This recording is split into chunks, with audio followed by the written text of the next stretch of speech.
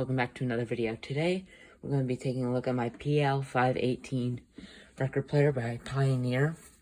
I just got this in yesterday, so I've done a little cleaning on it, like cleaning off the dust cover here, which is in not that good a shape, but better than the other ones I've seen. So there's like cracks under this Pioneer thing here, which happens like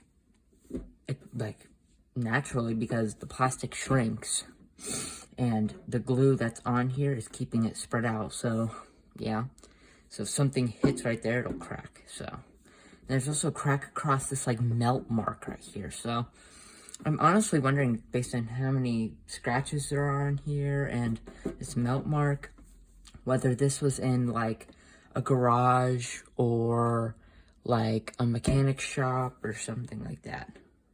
There's also quite a bit of oxidization on the platter just around this edge and on these controls over here. So yeah, the feet have rotted away, obviously, which that always happens on these turntables. Literally every single person who has not bought this refurbished, nobody's touched the feet. Like, they're gonna be rotted out, or they're gonna be rotted out in like a week. So yeah, they're rotted out. I have a different turntable that I replaced the feet on, but they were too short, so I took the, hold on,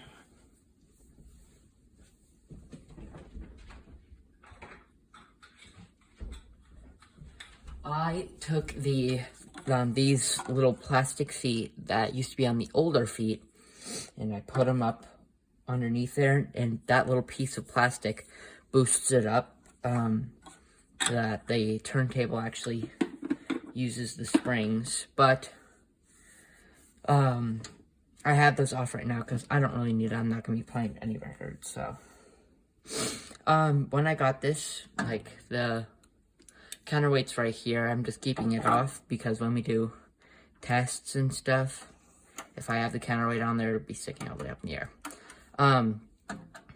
There's been oxidization on the counterweight, some back here on the back of the arm, and there's a lot of oxidization around the like arm mechanism.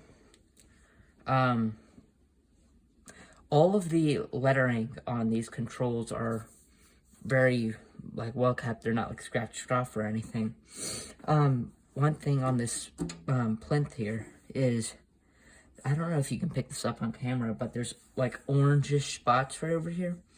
I'm gonna have to hit that with like Windex or surface cleaner or something like that, because there's just that discoloration is just really annoying me. So we're gonna try and clean that up.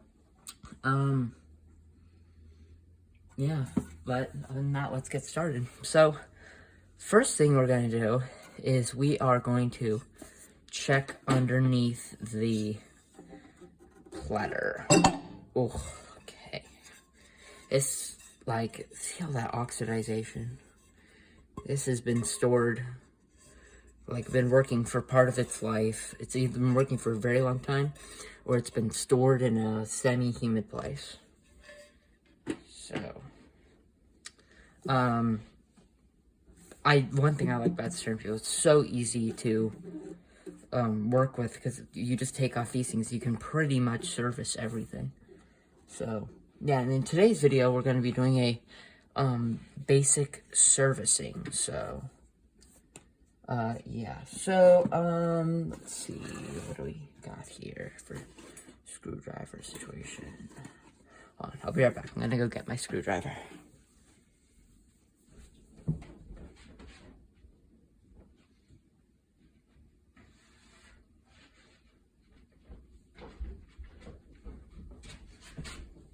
Okay, I've got my screwdriver. So now we'll go ahead and unscrew these screws.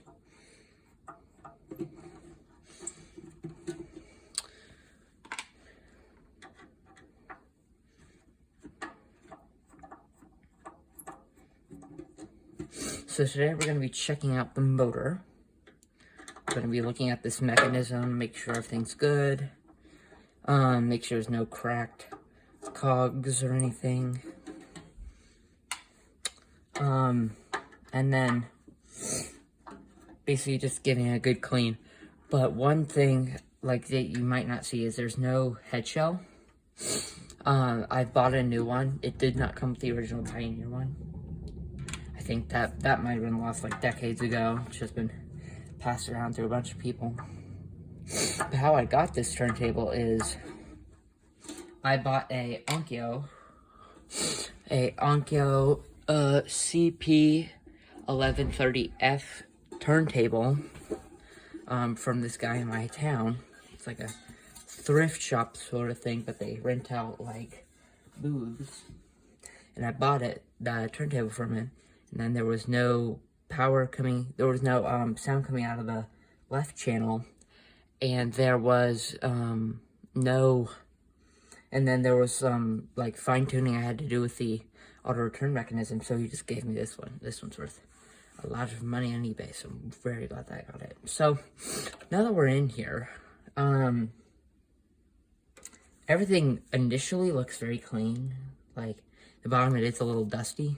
It's because this thing's probably not been used in decades. So let's go ahead and get out this arm mechanism right here. So first thing that we're gonna do is we're gonna take out the screw back here.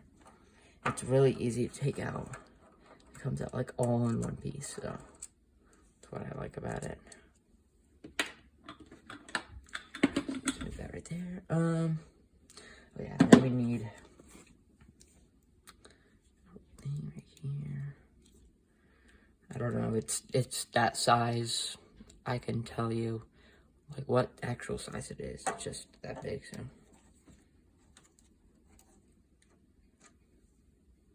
And the thing that I had, there's no like markings, so. Yeah, if you have one, you're just gonna have to try a different bunch of them. Like, if you walk into like a hardware store, you're not just gonna buy one bit. Like, if you buy a bit, you're gonna buy like a whole bunch of them, so. Might as well buy the set thing.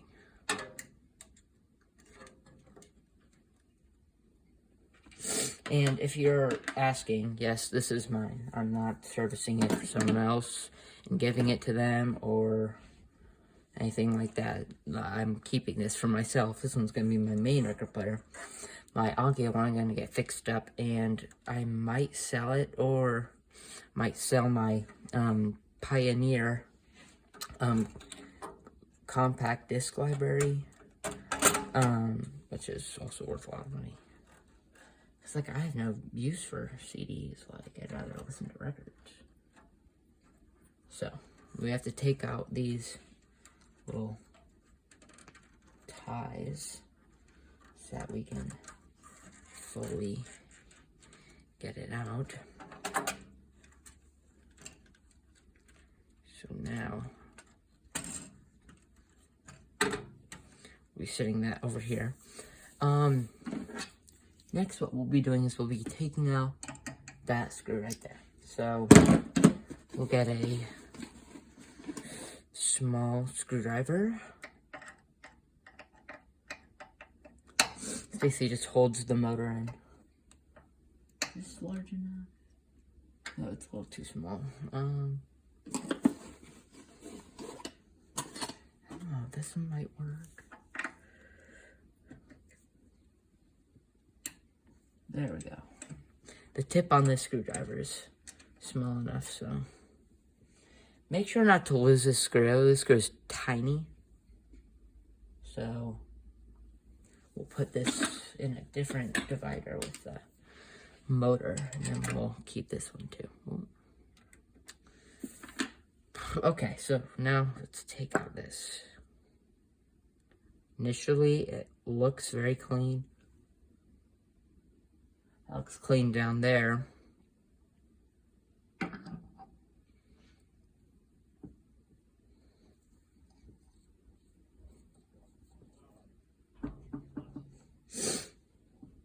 It needs to get worked down in there.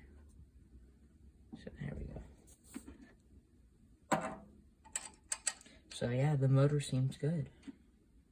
So let's get our tiny screwdriver. Okay, we'll screw that in. Careful not to overscrew that one, now one can get stripped easily. In a later video, I will be re-veneering this. I can clean it as good as I can, but after that, it's gonna get re-veneered because it's really discolored. So now that that motor's good, spins relatively freely. That's what we want. We don't want it to spin forever. It's also a really heavy motor. So yeah, Pioneer made these really thick gears. They're basically like 2 gears squished into one that basically don't crack. So only gear you really have to worry about is this one. But even this is made out of high quality plastic. So yeah. Real quick, I am going to be getting some stuff for cleaning. And then I will see you in a second. Bye!